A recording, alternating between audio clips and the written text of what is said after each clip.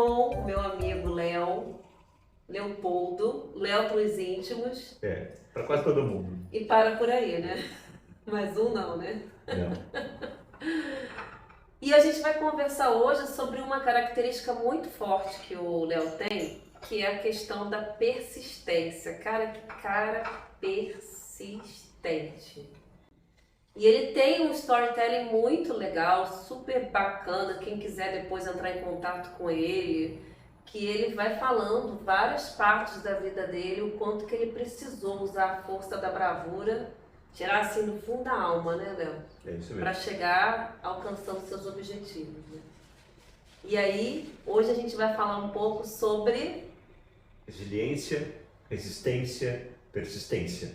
E qual foi o momento que você achou assim que foi mais difícil, que você precisou ter muita força para ser resiliente, persistente, que você falou, cara, você tutibiou, será que eu vou conseguir? Ou nem foi, foi direto. Bom, olha, deixa eu começar dizendo para vocês uma coisa que é bem clara na minha vida. Eu não nasci com nenhum dom especial. Durante meus primeiros 20 anos de vida, nada aflorou. Eu não me tornei bom em nenhum tipo de esporte. Eu não aprendi a tocar nenhum instrumento, por mais que eu tentasse. E eu não desenvolvi nenhum dom artístico. Foi aí que eu percebi que para eu ir além, eu precisava de algo mais, que era a resiliência. Ou a resistência, ou como a gente quiser chamá-la, que não é um dom nato, mas sim uma habilidade que você constrói por conta de um propósito. Então, na verdade, o propósito é mais importante ainda do que a resistência, do que a sua persistência, porque a resiliência, ou como a gente quiser chamá-la, ela é o meio e o propósito é o fim. Então, se não houver um propósito claro, aquela sua resiliência vai se tornar claramente uma insistência e vai se perder. Então, esse é o primeiro ponto. A resiliência ou a sua persistência, ela nasce por conta de algo que você quer muito. Não é algo que nasceu e fica vagando sem um propósito.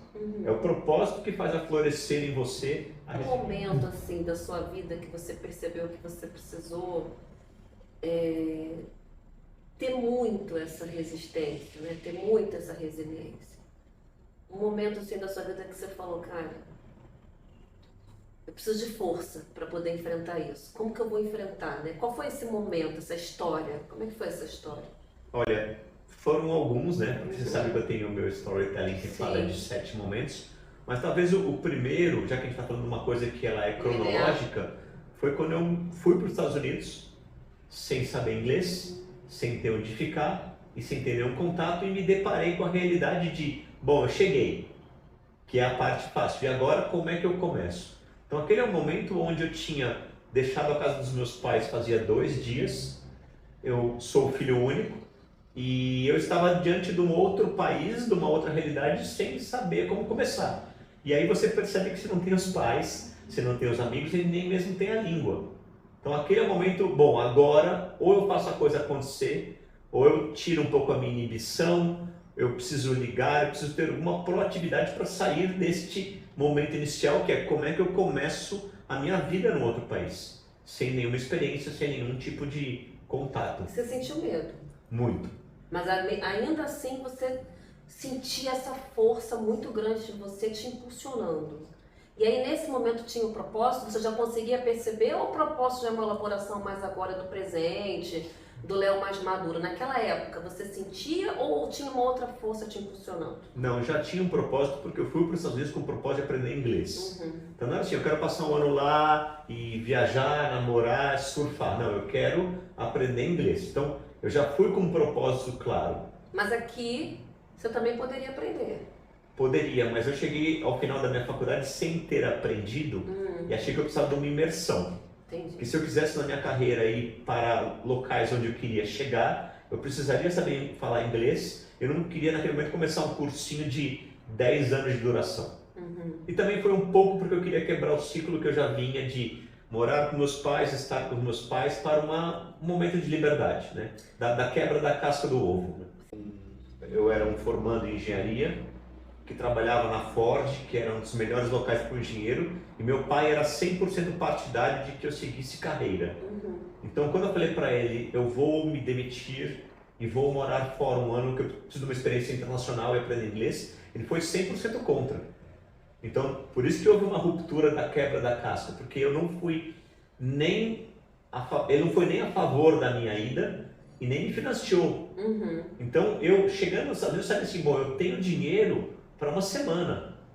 Se nada acontecer em uma semana, eu vou falir. Então, eu fui para outro país, para uma cidade onde eu não conhecia, onde supostamente havia uma escola de inglês que teoricamente era de graça, com $400 no bolso.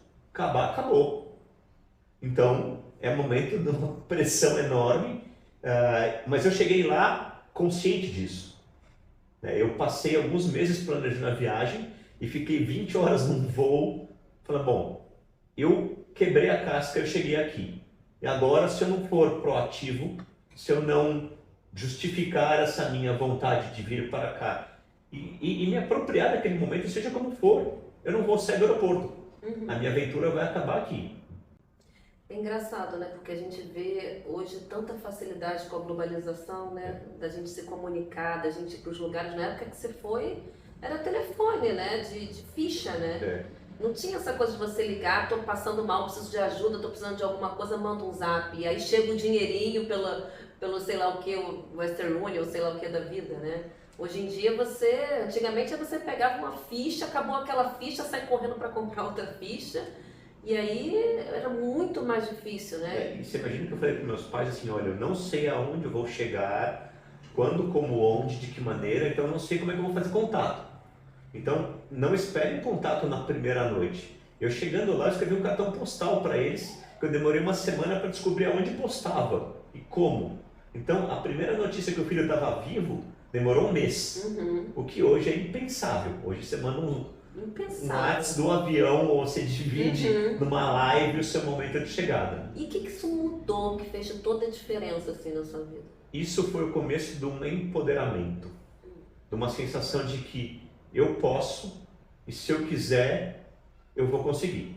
E esses jovens que ficam hoje em dia em casa, que têm receio de sair, gastar dinheiro, de não ter recurso, o que você, assim, pela sua experiência, o que você poderia falar, assim, sei lá? Eu acho que sim. Primeiro, voltamos ao assunto básico. Tenha propósito. Sim. Qual é o seu objetivo de vida? E ele, Catarina, uma coisa que eu aprendi com o tempo, eu fui criado pelos meus pais para ser engenheiro e eu achava que uma vez que eu fosse engenheiro eu não podia ser mais nada da vida. Então o importante é para esse jovem que ele saiba que ele pode ser multicoisas. Ele pode ser um engenheiro que migrar para marketing, que depois vai para varejo, que é o meu caso, e que depois ele muda da carreira radicalmente para uma outra coisa, porque naquele sentido não faz mais, naquele momento não faz mais sentido para ele aquele propósito. Né? Sim, os propósitos vão mudando, né? Não existe só um propósito para o resto da vida também. Né? Exatamente, porque a vida funciona em ciclos. Então, conforme você tem um ciclo novo, o ciclo é fomentado pelo propósito. Você fala, bom, agora eu queria me tornar isso. Então eu vou quebrar com a rotina que eu tenho para empenhar um esforço nessa nova jornada. E aí você começa um novo ciclo, mas o teu propósito é o final daquela linha. E quando você estava vivendo toda essa experiência, você percebia que dentro de você tinha uma bravura, assim, uma força, uma coragem? Você conseguia perceber ou ainda você nunca tinha parado para pensar nisso, para prestar atenção nisso, nessa força que tinha dentro de você? Neste caso dos Estados Unidos, uma professora falou para mim, depois de alguns meses, que ela notava em mim uma coragem acima da média e uma dedicação enorme à causa de aprender inglês. E você ficou surpreso com isso? Eu fiquei surpreso porque para mim era empenhar os meus melhores esforços. Já é tão natural, né? Essas características são tão naturais na gente que a gente não percebe, né? Mas aí vem uma coisa importante que eu estava inclusive pensando nela hoje. Toda vez que você se vê diante de uma situação, você pode decidir se empenhar um pouco mais ou não por aquele propósito. Isso acontece no dia a dia, a gente mal percebe. Por exemplo, eu devo me empenhar um pouco mais no relacionamento ou não? Devo me empenhar um pouco mais na academia ou no tênis ou não? E no trabalho, devo me dedicar um pouco mais ou não? E sempre a pergunta é, mas o que eu ganho em troca? O que eu vejo, e eu vejo desde sempre, isso está cada vez mais se lapidando, é o sentido da vida. Porque na hora que você cuidou daquele momento da melhor maneira que você pôde e se dedicou ao máximo, no futuro, quando ele fizer parte do passado, você vai olhar para ele com orgulho. Poxa, eu tive uma oportunidade, eu me dediquei a ela, eu fiz o melhor que eu pude. Por uma pessoa, por uma causa, por uma empresa, por um esporte, por um amigo. Diferentemente se você olhar no futuro para trás e falar assim, poxa, eu podia ter sido melhor. Eu podia ter me dedicado um pouco mais. Porque talvez uma hora, uma semana, um mês depois, aquilo é passado.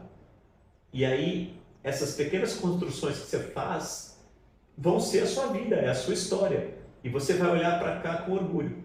Tem uma frase muito legal do Nelson Mandela, que eu gosto bastante, que ele diz, você não vai encontrar nenhuma paixão se você se conformar em viver uma vida que é abaixo da sua capacidade.